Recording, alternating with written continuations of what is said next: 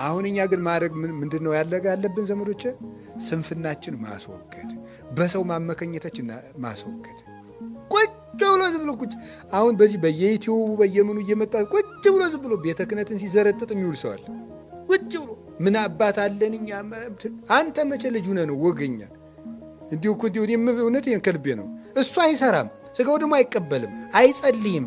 ቁጭ ብሎ አባቶቻችን ስላለቁብን ነው የሁሉ መከራ ስለመጣብን። አንተ ነህ እንጂ ምእመን የሆንከው አሰራም ወይ? ዝም ብለህ ልቅ እንዲሁ እኮ ይገርማል።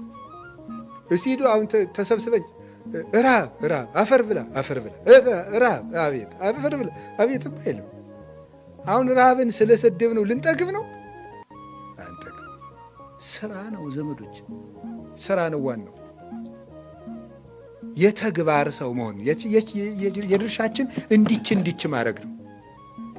የጀመርናትን መድኃኔዓለም ይባርካል። አብሮና ያለ ሩቅ አይደለም።